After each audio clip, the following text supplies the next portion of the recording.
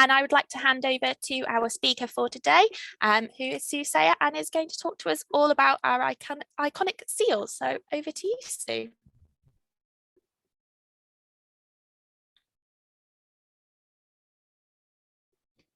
I just needed to unmute, forgot to do that first. Can you see that, Beck? Yes, I can see that. That's lovely. All right then, thank you. I'm just gonna, do you have lots of people down the side? Is it better for me to be in side by side, or is it better for me to be in gallery, Beck? I find side by side even better as a presenter, because then you can obviously see your PowerPoint and that, but it's entirely up to you. If you want to see everybody's faces, then you can go for gallery and see the reactions. Entirely up to you. Okay, thank you. Hello everyone, and thank you very much for joining us. I hope there is some things of interest for you. Maybe you'll learn something new. That would be super cool.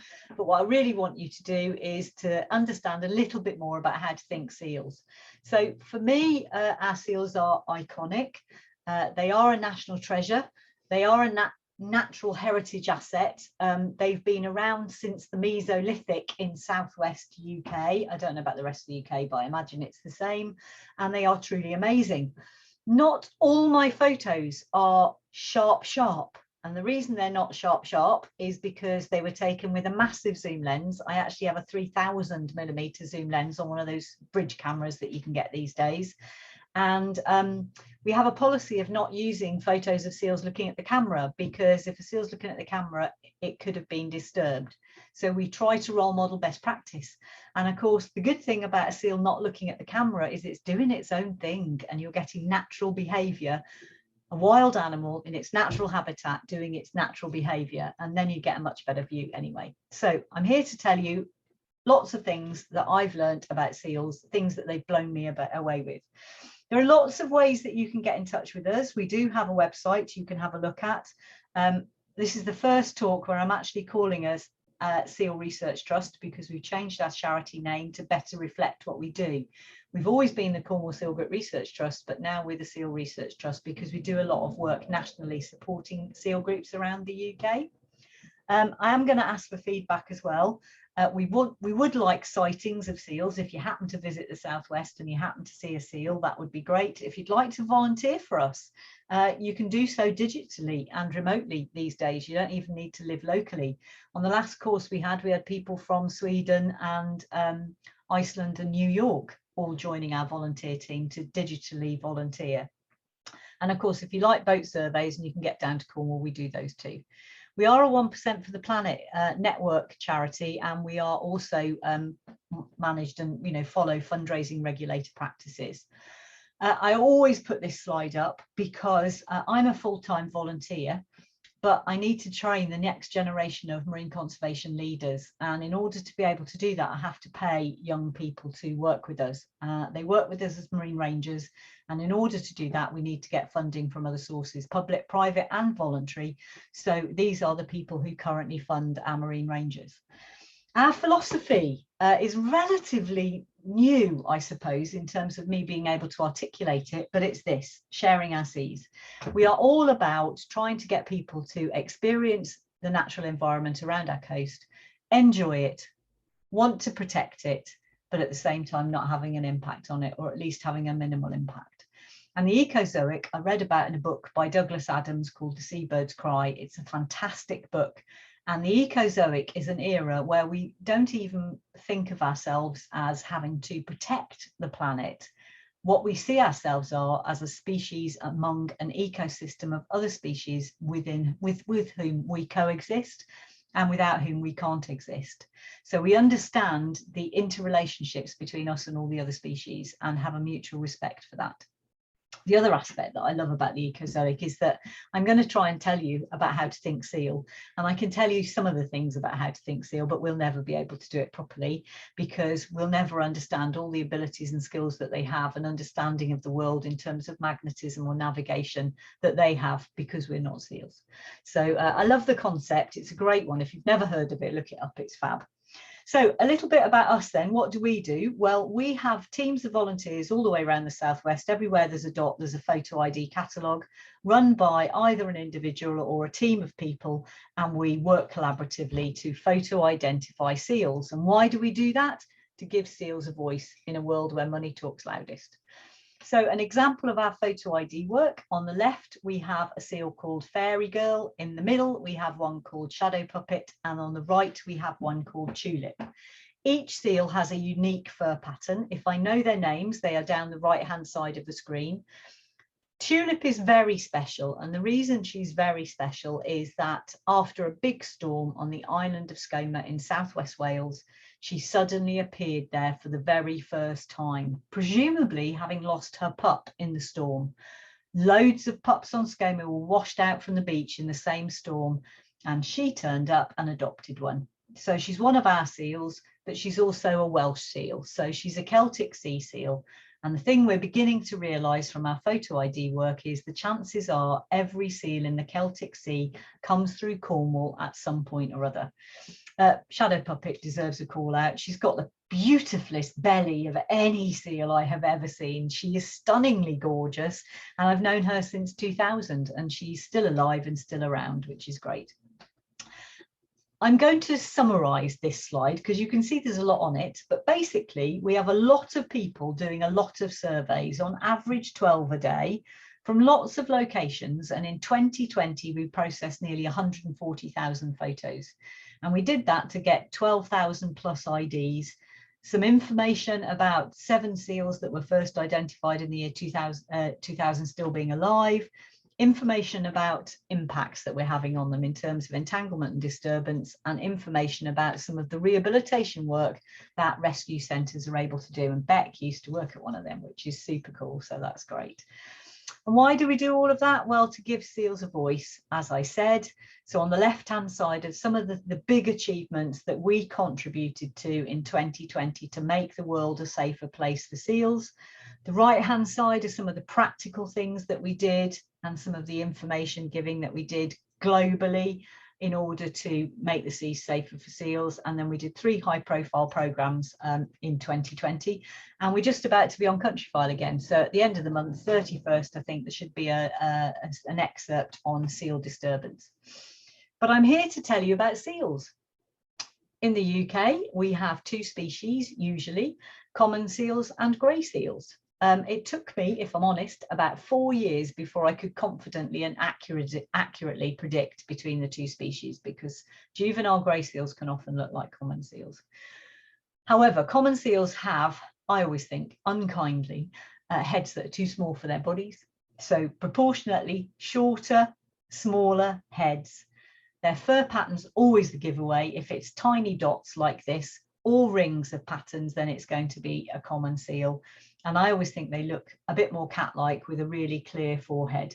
Whereas a grey seal, I always think looks a bit more like a Labrador dog with a very flat nose profile, and their snouts are longer and just wider and fatter. So that's how you tell the difference between the 2.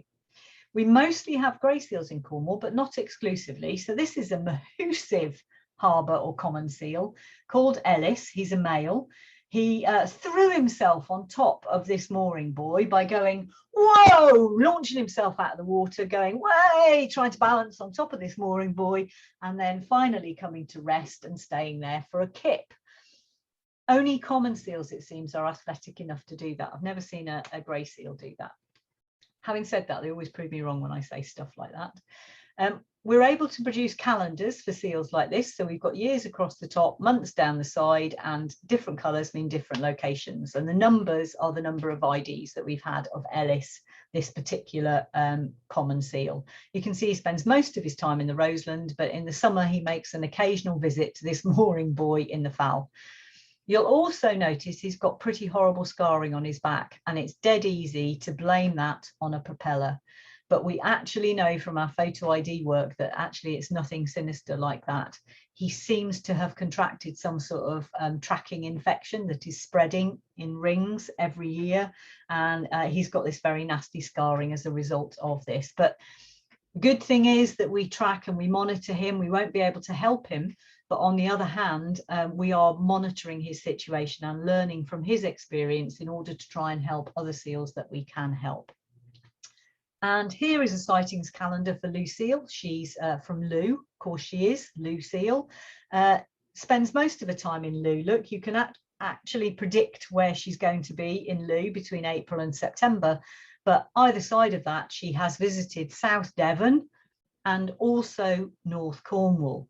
So she goes all the way from South Devon, all the way up to North Cornwall, around those treacherous waters at Land's End, and commutes between the two. I wanted to say to you that our Atlantic grey seals are some of the rarest seal species in the world. There are more people living in Cornwall than there are grey seals in the whole of the world. And we've got over a third of the world's population in the UK. And since I started, that's down from 50%. So this tells us that actually seals are maybe doing slightly better elsewhere than they are here, which is a little bit worrying. Yet, with over a third of the world's population of grey seals, there are still more red squirrels in the UK than grey seals. So this is not a massive world population, it's a relatively small one. So I apologise about all my videos. They are going to play jerkily for you, but Beck has got a playlist from YouTube that will allow you to watch all these videos again without any jerks and without a time-lapse effect if you would like to do so. I'm just going to play that one again because you can see the waves are crashing from two different directions. There is a tiny weeny seal in the video. And I use this to show you that, remind us all, I guess, that seals live in the wild Atlantic Ocean, which at times is pretty wild. And the thing that never ceases to amaze me is they have no control over their environment, and their environment is becoming less predictable. We have a lot of control over our environment and they have none. The only thing they can do if they don't like about where they're at is move. And obviously seals do that a lot. The driving factors that I'm going to explain to you that helps you think seal are food and genes. More of that shortly. So what does our photo ID work tell us about seals in Cornwall? Well, I probably would never have started if I thought I was going to be showing this map. But basically, seals in Cornwall have also been linked to the Isle of Man, North West Wales, South West Wales, South Wales, Ireland, Isle of Man, France, Devon, Dorset, Belgium and Holland. And the rule books will tell you that common seals are less well travelled than grey seals. Well, clearly Victor and Mickey have not read the rule book and are doing their own thing. Mickey's moved at least 650 kilometres, which is further than the greatest grey seal movement we've got on the map, which is 450 kilometres to the Isle of Man. Okay, so seals are quite like seabirds in lots of respects because they need land and sea, and they need the land to rest, digest their food, socialise with each other, pup and replenish emergency oxygen supplies. This is an adult male grey seal hauling out from the sea onto a rocky island. And I don't know whether you noticed, but he's just climbed up something that's as tall as he is, using powerful shoulder muscles and strong claws. That took him a lot of effort.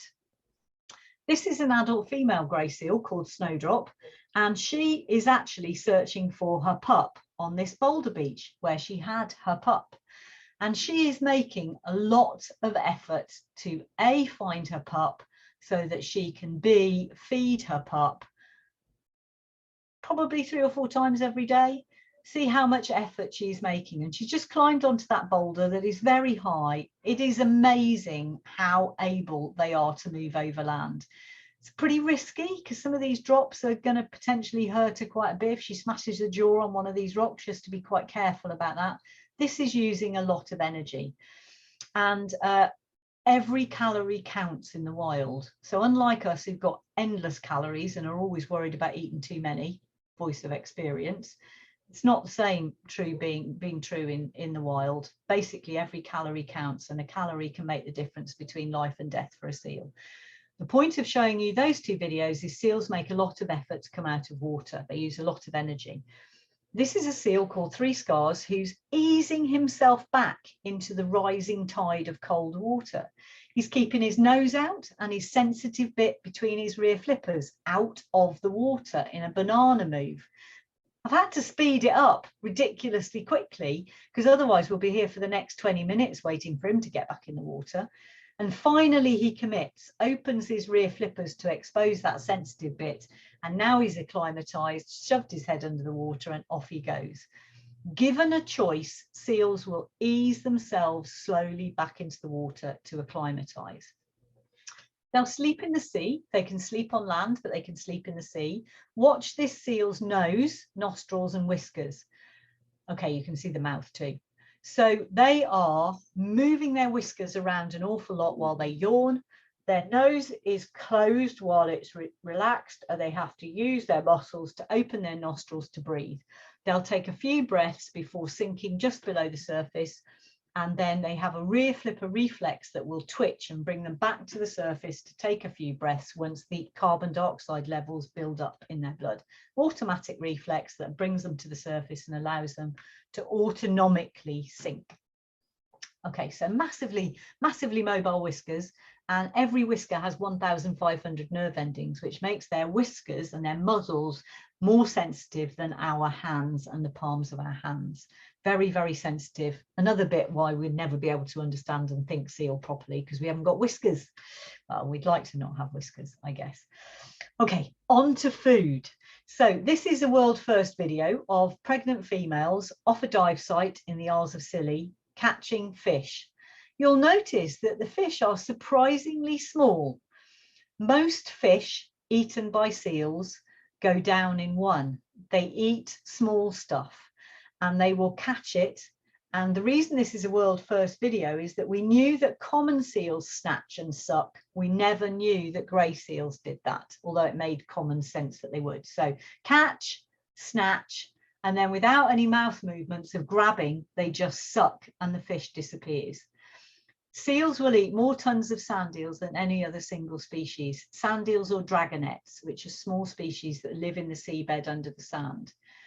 Of course, if they catch a big fish, they have to bring that up to the surface to eat. So we only ever see them generally eating big stuff, but most of the stuff is small and goes down in one. This is also a world first video sent in by a member of the public. This is some people on holiday, also in the Scillies, coincidentally, and zigzagging up this gully is, I think, an adult female. I've been doing this for 20 years plus, and I still can't be 100% sure. But she's zigzagging up this gully. And at some point, if you watch this on YouTube, there's a flash of silver here. And you realise what she's doing is chasing a school of sand eels up the gully. And then when she gets to the end, she has a feeding frenzy of eating her sand eels.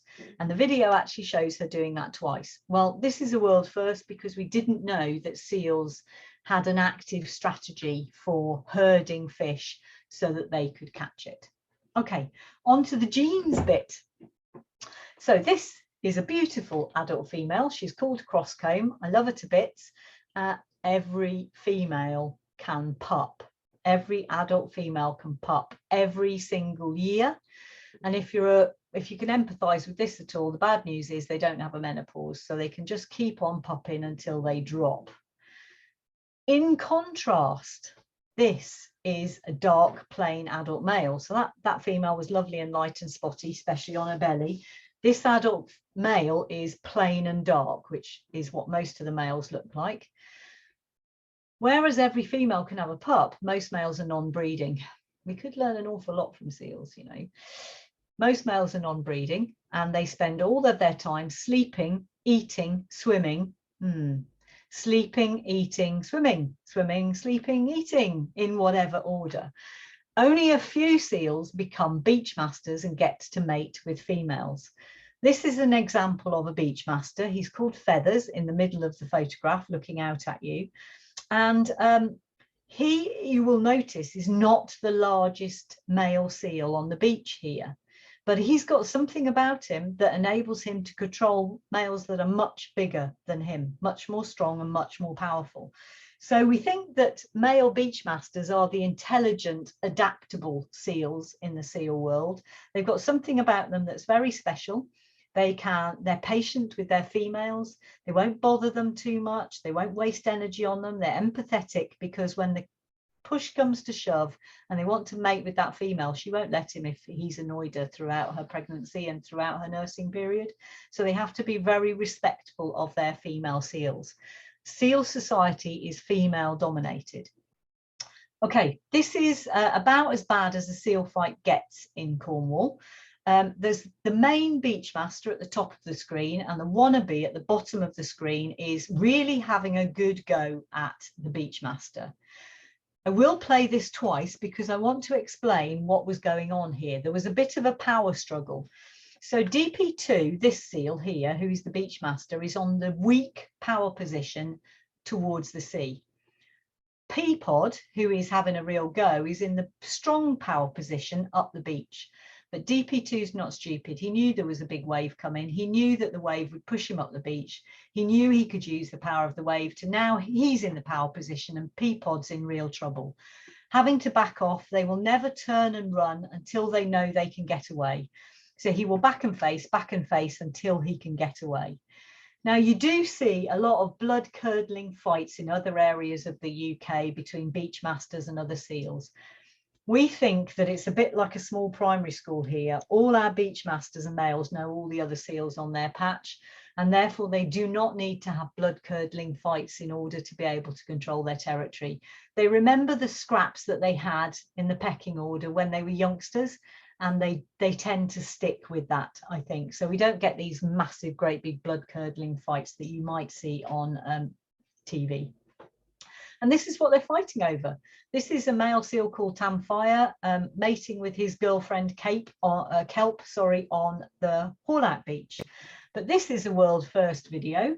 This is him an hour later, because I went off. I don't generally watch seals mating. It feels a bit intrusive. When I came back, they had separated. And then they went into the sea and they started mating again. So nobody really knew that seals will mate more than once with the same male in the same day in order to get pregnant. The amazing thing about mating is the business end is over quite quickly when the sperm is ejaculated, but actually they stay co-entwined for at least 20 minutes. There is a biological reason behind that, and the biological reason is that it allows the male's sperm to get up to where it needs to be in order to mate with the female and fertilize that egg before any other male gets in and can mess things up for them, I suppose. Okay, so this is a female coming onto the beach. She is called Whitefish. And when she left her pup to go into the sea across that boulder beach, the pup was right at the back of the beach, but you can see her pup has moved. So she's coming up the beach and she is going to have a good sniff to find her pup. She's not going to use sight, first of all, she's going to use smell. And she's just done a massive sneeze to clear her nostrils so she can better smell. And she's moving her head from side to side in order to work out where her pup's scent is strongest and coming from. And then she Sorry? Oh, okay, I'll just carry on. Sorry, I don't know what that was. She's had a good sniff and now she's been able to see where her pup is, and now she's heading towards her pup. And this isn't the same mum, but it's a mum feeding her pup. Pups are fed for just 3 short weeks. They start at 10 kilos of skin and bone. They put on 10 kilos a week until they are at least 40 kilos and like massive fat barrels at weaning. Unless they're a massive fat barrel at weaning, they stand no chance of surviving through their first winter. So it's absolutely critical that during the summer, we don't disturb pregnant females so that they can put on enough weight in order to feed their pups enough in the autumn for the pup to stand any chance of surviving its first winter. This is my favourite seal. She's called Ghost. Up to 2020, she'd had 17 pups in 18 consecutive years. She missed out in 2018, as did an awful lot of mothers who were really screwed up by bad storms in 2017. Messed up their hormone cycles so they didn't mate in 2017, so they didn't have pups in 2018. She was one of them. We had a 46% drop in pup numbers in 2018, and she didn't return because we only ever see her during the pup season. Hot off the press news is that she currently has a pup, but not at the site at West Cornwall where she usually has them. She's had her pup on the south coast this year. So I've no idea what happened. Her site fidelity's gone to pot. Maybe she just didn't get back in time and her pup came out too soon. Who knows? So she's now had 18 pups in 19 years, which is amazing. Now this video harks back to the Ecozoic. This is Ghost with her pup on the left, but she is a concerned mum. she's noticed that this other pup is in severe trouble with these big swells in a big storm event. So she's just tried to scare the other pup up the beach whilst keeping an eye on her pup. I'm going to start that again so you get to watch it from the beginning. She knows a big wave is coming. It's swooshed her pup. She's keeping an eye on her pup. She's going to look between the two constantly, scare that one up the other side of the boulder, look, checking her own pup, checking her own pup. And the good news is she actually managed to save that pup, because if the pup had been washed out into the water, which it wasn't, it would not have survived. It wouldn't have been where it should have been when its mum returned to feed it, and it would have been in trouble. And look, Ghost has got her flipper over her own pup and is escorting it up the beach to safety out of the biggest and worst of the waves. So the kind of looking after empathy that mums will have with pups is huge. This is the fat barrel I was on about that a pup needs to be at weaning. You'll notice it's lost its long white coat as well. So they lose their fur within 3 weeks, and they have this huge fast food transfer into fat barrels. That's the fattest pup I've ever seen. It's as fat as its mother, for goodness sake. But at least that pup has a really good chance of surviving its first winter. Sadly, in the seal world, it is all change for sure. And lots of things are changing, mostly due to climate change, but not exclusively. The aspect of climate change that is really obviously having an impact on seals is that of extreme weather events. A big storm like Storm Brian in 2017 probably washes pretty much every seal pup off the Isles of Scilly present on that evening. And unless they're lucky enough to get rescued, they're doomed. 75% of pups were washed off the Isle of Skoma by Storm Brian and 50% off the Isle of Man. An extreme weather event can have a catastrophic effect if it happens during the pupping season, which they often do. Also, cliff collapse. Big storms tend to saturate cliffs, and we have all sorts of problems as a result of that. Microplastics, all sorts of things. I'm going to go through a few of these things that have changed. So our pupping season is now earlier. It used to be October, followed by November, and now it's September and August. And you know, we're all on holiday in August, so having pups in August isn't great. But our peak haul out season has moved forwards as well. 4 months. It's a big transformation. 5 months particularly. Our biggest haul out numbers were on December the 25th last year, which is a little bit worrying. And this is one of the saddest photos that you can ever see, really. This pup is with its mother, and this one has lost its mother. So it's trying to suckle off anything it can. And in this case, it's trying to suckle off the other pup, which is very sad. Other changes we've noticed is haul outs have been extended through the summer period. Haul outs have moved from one side of the headland to the other. Other haul outs have been abandoned. Other haul outs have been recolonised. So it's all change in that unpredictable world for a grey seal. Mentioned about coastal collapses. Here are 2 pupping caves taken on the 19th of September, just after the start of a pupping season. 1 week later, this is what exactly the same place looked like. I'll flick between the 2 photos. Those 2 pupping caves are now completely blocked. So one of my favourite seals, Boomers, the last time I saw her was outside those pupping caves, and I haven't seen her since that rockfall. So she and presumably lots of other mums and pups were killed as a result of that cliff collapse. But it only takes a tiny bit of a rockfall for a seal in the wrong place at the wrong time for it to be killed in a rockfall. You will know all about the issue of single-use plastics and the marine debris that we forget to take home and now spend hours and hours and hours picking up off our beaches. This is a seal called Arrow U, not best pleased with all the plastic on his haul out beach. Young seals like this juvenile learn through play, and it's a steep learning curve for them. Fortunately, this bit of marine plastic is not an issue, but I don't know if you saw on social media last week, there was a picture of a seal pup with a beer can attached around its bottom teeth, which is absolutely hideous. So not all marine plastic or marine debris is benign. This is a seal called Radley in a harbour, coming up to kiss the camera and explore it with those whiskers. I'm going to play this one again for you as well, because as she swims away, you will see she has a triangle of black marks on her left thigh, which are where she's had a close encounter with a propeller. She lives in a harbour. She begs off boats. We ask people to please practice tough love and never feed a wild seal. It encourages them to live in harbours during the summer months and then the wild seal haul outs in the winter. Diesel is dreadful for marine creatures. If you inhale it, it will lead to slow organ failure and often be fatal. Premature death for that animal, most likely. This is a young juvenile male who explored this bit of net with curiosity. Curiosity can kill. This animal was very lucky. On the first day that I met him, we called him Lucky Star. He got disturbed straight back into the water. You can see him turning and off he goes.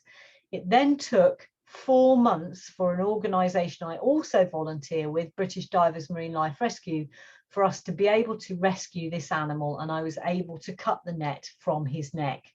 But you can see the 2 photos on the side show what happens when a seal plays with a big bit of net in the water. Their panic response is to swim, and this animal has swum, explored, got his flipper caught, and then spun, and now is cocooned in the net. The good news is the volunteer was able to say he unspun, but the chance of successfully unspinning in that net is actually quite limited. I don't know if you've ever tried to untangle a rope and you begin to get the difficulty of that. Marine plastics, this is a frisbee, a flying ring that this female has got round her neck.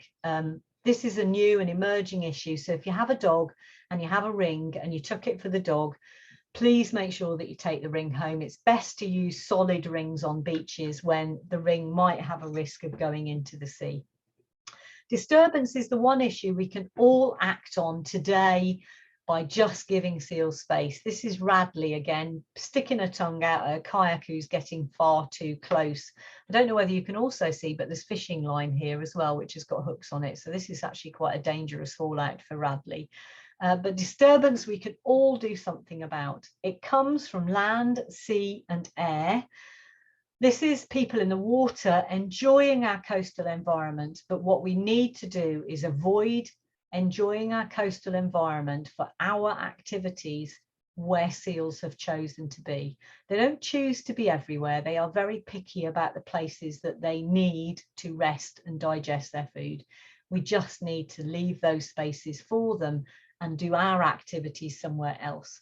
If we chance upon them, the best thing we can do is just be quiet and distant, keep 100 meters away to avoid having an impact, because that male is about to go in the water. The pregnant female that's above him hasn't woken up yet, but she's sure as hell going to have a nasty shock when she does. She'll leg it into the sea. If that's repeated, her pup won't survive the winter that's not even born yet. If she's got a big drop, she can kill her pup and abort it by dropping onto a rock underneath, because she'll drop onto her pup. So we really need to give these animals space. Their first response is to tombstone, not too bad from that height, but pretty life-threatening from that height for this juvenile seal, likely to break its bottom jaw or crack a rib. So this is a real life-threatening injury. This is seals, I caught it too late really, but seals legging it into the sea, wondering what the hell is that? And of course the answer is it was a drone from above. This is the other response that they have, which is to stampede. Now, stampeding over rocks like this is dangerous. The seal in the middle has already got a bit of blood on its side, and here is that frisbee seal and another entangled seal here legging it over these dangerous boulders. People always say that seals look cumbersome on land, and I get why you're saying that, but if you ever see me try to run over boulders like that, frankly, I'm even worse. So I don't think they're as cumbersome as we give them credit for. The habitat that they live in is actually pretty challenging, to be fair. If from the cliff top I watch a stampede like that, I zoom in and take photos, because I now know what to look for. Blood trails. Seals leave blood trails when they stampede across boulders like that. And on this particular day, there were 17 haul trails of blood, 17 seals that had disturbed and injured themselves as they'd legged it to the sea. So we're trying a new method. We all understand as humans about risk assessmenting. We just need to get better at doing it for seals. So if we think about potential outcome for the seal and likelihood and probability of that happening, and then we times the two to get the level of risk. There's a seal up here, it's a young seal. There's a seal here, and groups of seals here. So if we look at what's likely to be the outcome of us suddenly spooking it and waking it up, well, it's going to have a life-threatening injury. That's probably a 12-meter drop. that it's got to go down. It's probably going to have a broken bone of some description, and that's possible. So that's high level risk, as is for this one that's on the high tide mark. This one, well, possibly an injury that's going to take a long time to heal, maybe a minor injury, but either way it's possible. So it's going to be either 9 or 12, so it's still going to be a medium level risk. Whereas these are a lower level medium risk.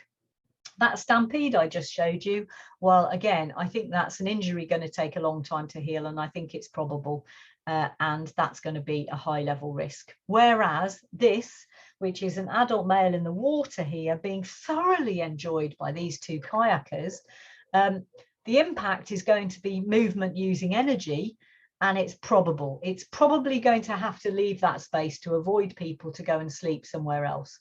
So it's a low medium risk. Okay, but there's good news about this. We can all do something about it. It's the easiest problem to solve. One of the things we've done about it is have a systematic disturbance project on it. So we look at what seals are doing, and we look at what people are doing, and we look at the interaction between the two. This is what I went on Springwatch to Countryfile just recently to talk about. This is what 2 hours looks like during a survey at a sensitive seal site. Lots and lots, 30 different activities at this site. And if you bear in mind that disturbance for a seal is always a waste of energy, where every calorie counts, it sometimes results in injury and can be fatal. This demonstrates that disturbance is pretty chronic. If you're interested in finding out more about this as an issue, we've got 2 reports which Beck can share with you, but I'm just going to give you the headlines. Basically, our 2019 report showed that at best, seals were disturbed once every 27 minutes, and at worst, once every 14 minutes. This is chronic disturbance. If you can imagine somebody in your bedroom at night waking you up every 14 minutes, you begin to see that you're not going to wake up feeling great in the morning. And the same is true for seals. Equally, if it's something you don't know and unexpected, you're going to be pretty stressed as a result of that. So you're going to be even worse. What I was able to share with Countryfile is that actually Mounts Bay, which is the place we were filming at, in 2021, when we repeated these surveys, the seals were now disturbed every 15 minutes. So the headline data, which we will be analysing properly and be able to show you at some point in the future, is potentially disturbance rates have doubled in the last 2 years. What our reports also showed is that the cause at each of the sites we surveyed was slightly different. And all this tells us is that we cannot blanket impose a solution on all sensitive seal sites and hope to get the best effect. So what we've done with that is set up one of our sites, a stakeholder group, where we've getting all sorts of people, from hoteliers to fishers to kayakers to hire companies, into a virtual space together to say, do we care about this sensitive site? If we do, what are our options? What are the most practical, realistic options at this particular place that we can all sign up to? And it's having a bit of a fantastic result, so that's great. If you want to learn more about the issue of disturbance, I chair the Seal Alliance Disturbance Working Group. So I'm working with lots of different seal-related groups around the UK. I can send you leaflets. So I know people on the call have already distributed some of these for us. These are free. I can send them to you for you to take around your local places. Talking to people, this is the inside of the leaflet, also doubles as a sign about how to watch seals well and give seals space. Basic information to try and help communicate this message about give seals space, watch them well, and you'll get to see the best sights ever. Signs have gone up. This is North East England, this is Wales, and this is one of our local surf shops. They've gone up all over the place. And I mentioned right at the very start that we've stopped using photos of seals looking at the camera because that seal could have been disturbed. We ask of everybody to do the same. Please, you can't take a decent photo of a seal with a mobile phone.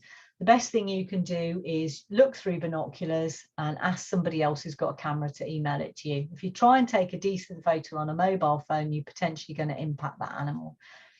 Then we also ask people, if you're going to post a photo online, please don't say exactly where it is. Use a vague, generic site name for the site, just to avoid adding footfall and disturbance impacts to the seals at that site. And never post a story about a seal pup in real time. Wait until it's gone. You only have to wait 3 weeks. Post about it in 3 weeks' time when it and its mum have gone and it's no longer at risk from disturbance. Big zooms, binoculars are always the thing to use with seals. So this is a favourite photo of mine, massive adult male, taken with my 3000mm zoom lens. He's so relaxed you can see his third eyelid. That's how seals should be. We do have a campaign, a petition online. Actually, I should ask Beck to share the link to this if you would be willing to sign it, to get better protection for seals from disturbance. We've had some high profile meetings. We basically want the Conservation of Seals Act to have disturbance and harassment added to it, because it's illegal to disturb a whale or a dolphin, but it is not illegal to disturb a seal, and we don't get that. So we've got this parliamentary petition signed by every constituency in the UK bar this one, and the MP for that one signed up, so that's really weird.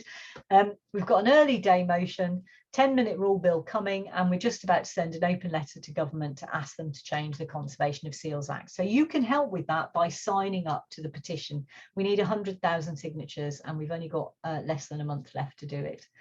So to sum up then, seal society is stupidly complicated. There's no such thing as an average seal, like there's no such thing as an average human being. Mike, who I can see on the screen, is an individual and needs to be recognised as such. They need joined up habitats to be protected because they move around sites. Seals use sites like a seal motorway. If you go to a service station on a motorway, you always see cars in the car park, not always the same cars. If you go to a seal haul out, there might always be seals there, not always the same seals. Most of the seals at most of our sites are migrants just passing through. 80 to 90% sometimes of seals are just passing through, and they need joined up habitat in order to look after all aspects of their life cycle. I didn't know seals in Cornwall were so well travelled when I started over 20 years ago, and whether we like it or not, we are already impacting their health, welfare and mortality. So I need to say thank you to all of our volunteer citizen scientists. Do join us if you'd like to. We have online meetings every month where we just have a chat about beautiful seals that we've seen in the month. We cover the whole of Wales, Somerset, all the way through to Hampshire, and it's these volunteers who make these talks possible. I can't do these talks without the input of all those volunteers. But the most important thing that our volunteers do is look after their local patch. Their eyes and ears for change or problems. They survey, they process photos, they make the IDs, they digitize the data so it can go into our database. Volunteers then analyze the data. We have volunteers who report write, fundraise for us. If you want to join us and be a fundraiser, we've got a story on our website about that at the minute. And ambassadors and champions for the species. Beck will share the Survey Monkey. Our funders, if we get funders, desperately need feedback. So really do ask, if you've enjoyed the talk, please do give us some feedback. Follow us on social media. I've just done a seal masterclass, which involves this and more. If you would like the link to an unsolicited, an unshared YouTube, and you want to find out more, all you need to do is ask for the link. We do have 18 short talks. Beck's got the link for this, which she will share with you. We have lots of followers on social media. If you want to learn more about any aspect of our research, please do so. And Christmas is coming. We do have an online shop with lots of lovely things, sealy things to sell. And we do have a wild seal supporter and adoption pack. So if you would like to find out what a seal's up to for 12 months of the year, we do seasonal updates, and it's our equivalent of a membership and adoption scheme. So you get to find out what name seals are doing through the year. And that's it. I'm done. Thank you very much. All finished. That was wonderful. Thank you so much, Sue. So we have got a couple of questions, but if anyone else would like to come and ask their question in person, face to face, if you virtually raise your hand, then I can ask you to unmute, but we'll start with the ones from the chat. So Bethan asked, have the grey seal numbers increased globally? As in, we may not be doing as well as other places, but surely if overall numbers are increasing, we will be proportionally less, and that's not a bad thing. Okay, so that's a really fantastic question. It's complicated. Basically, grey seals in Scotland have stabilised, and in some places they've reduced. Common seal populations have crashed in the north of Scotland. Down the east coast of England and east coast of Scotland, grey seal numbers have increased hugely, potentially as a result of the North Sea becoming a lot cleaner and as a result of recolonising sites, whereas in the south of England, numbers seem to be stable. So it's a different picture depending where you go. Climate change is impacting it. We think counterintuitively seals are moving south, and we don't really understand why. Probably to do with prey availability, because food and genes are going to be the two drivers. Globally, the numbers have been reported as having gone up, but it depends whose numbers you look at. So if you look at Hammond, he'll tell you there's 600,000 grey seals in the world. If you look at the Sea Mammal Research Unit with their global figures, they'll say there's less than 400,000. So it depends whose figures you look at. And finally, the human world population is increasing. It doesn't mean we stop worrying about welfare and impacts, but a lot of people think that because grey seal populations may be doing okay, there's nothing wrong. And that's so short-sighted and so it's such a myth, really.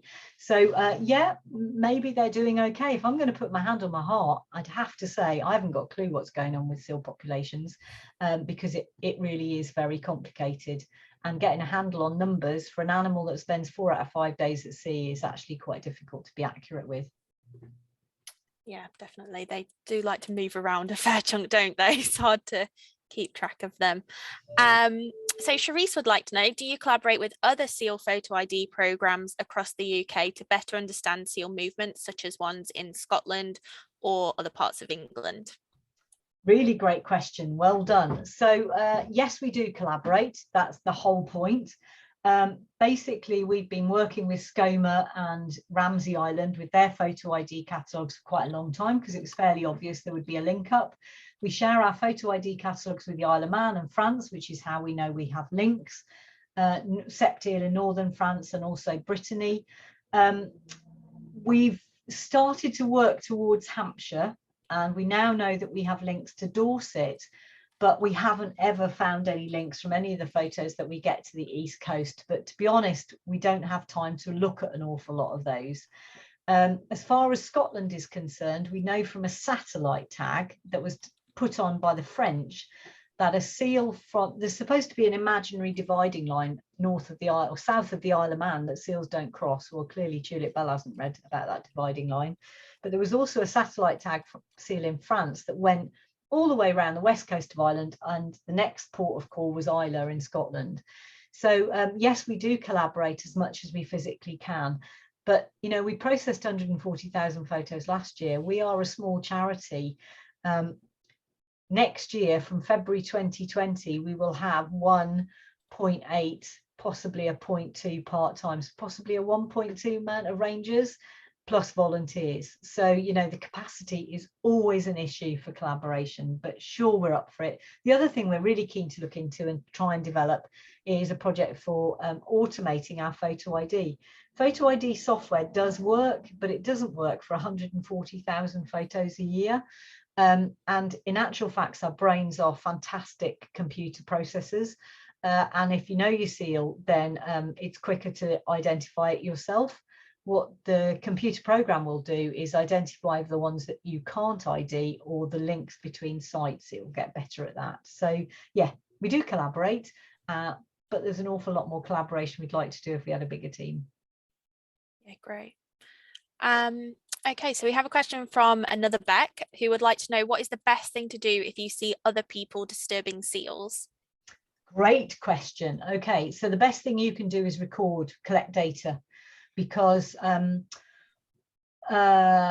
what tends to happen when you've just seen somebody disturb a seal is your heart's racing and you go into a red mist, and then you don't talk to people quite as calmly as you normally would, and you tend to be a bit have a go at. And then people go, ooh, defensive. And then before you know it, you've got nowhere and you haven't had a productive conversation. So what we say to people is to try and engage before, because if you engage before a disturbance incident happens, you can be really low key about it and say, have you seen that there are seals over there? Isn't that exciting? The seals will stay there if you're able to stay a long distance away. If they start looking at you too close, 100 meters is ideal. And then you'll get to see wild seal behaviour and do all that positive messaging without your heart racing and you being in a red mist. But that's quite hard too, and you have to be quite experienced with the words. So what we say is zoom out. If you've got a camera with you, zoom out, take a video of the seals and the people to have the whole thing in the shot, and then count how many seals leave the land and go in the sea, and then send us the data. Because what we do is build up case studies and data records for the statutory agencies nationally. So I mentioned about the Seal Alliance that I chair the working group for. There's a brand new marine mammal disturbance partnership set up, full of statutory agencies who never get to see this sort of thing. So we share your case studies that you send us with your videos to people who sit in offices like I do a lot of the time and don't ever get to see this disturbance. That's what we do. So if you see seals being disturbed, you can even use your mobile phone for it, because you guarantee that you'll get the people and the seals in the same shot. Take a video and send it in, but count how many seals leave the land and go into the sea. Yeah, sometimes it's not getting involved, isn't it? That's the better option, because you can hopefully prevent it in the future, I guess. Yes. And you're going to get angry as well. It's hard, isn't it? When you see people doing something wrong, it's hard to stay in the mindset of being positive about things. So yeah. And also it's just really hard to try and find the words. You know, the words don't come. And they don't come out in the right order. You know, when I'm stressed doing talks, I muddled quite a few of my words at the start of the talk because you're nervous, and that's bound to happen when you're trying to talk to people, engage them about disturbance, and it's just too hard and too complicated. So it's best to just gather the evidence that we need in order to take that forward. So when people send me stuff and there's a boat involved and I can ID the boat, then I will email and follow up in the cool light of day and make sure they get all the best information.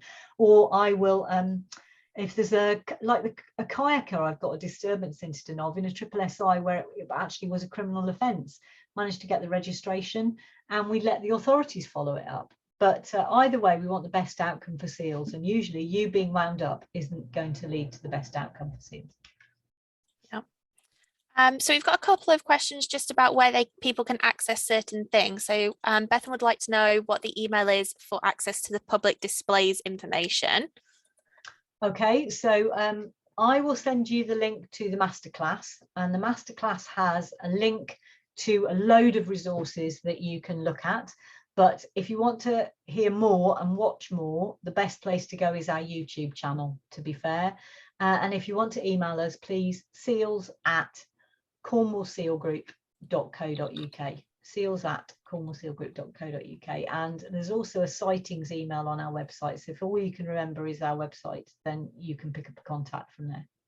Perfect. And Beck would like to know where you can access the reports with the details of disturbance statistics. Okay, so that's the masterclass resources. That's in there, so you can get them from that. Perfect. Yeah. And what we'll do in the follow-up email that comes out with the recording, we'll include the email that Sue's just mentioned there. I have put it in the chat for everyone as well, but it will include all the links too. So if anyone has any other questions, you can come and unmute yourself and ask Sue in person if you would like. If there are any more. And Charisse, if you think that, thank you ever so much, hun. That's really lovely of you. Please do us a feedback sheet. Yep, so that has been posted in the chat, but again, I'll include that in the follow-up email as well. Thanks, Beck. And thank you very much to the Field Studies Council. I have a bit of a history with the Field Studies Council. When I was 18, I worked for the FSC as a cleaner and had a year out, thoroughly enjoyed it, had a whale of a time. And I'm pretty sure that that was a fundamental life changer that was dormant in me for an awful long time before I began doing what I do now. So I have a long history with the FSC. They are a fantastic organisation. And yeah, I'm super keen to have finally met Beck because she's worked with seals herself as well. And it's just lovely to be able to have that kind of serendipity as well to the connection. Thank you. Absolutely. Thank you so much, Sue. And I'm sure everybody enjoyed the talk just as much as I did. They're one of my favourite animals to hear about, and definitely one of my favourite animals to see as well. So I was just as much into it, I think, as everybody else. But thank you so much. That's okay. Do you think we could ask people if they would like to just put their cameras on and wave goodbye? Absolutely, yes. If you would like to put your camera on. I've seen Mike throughout, and it's been really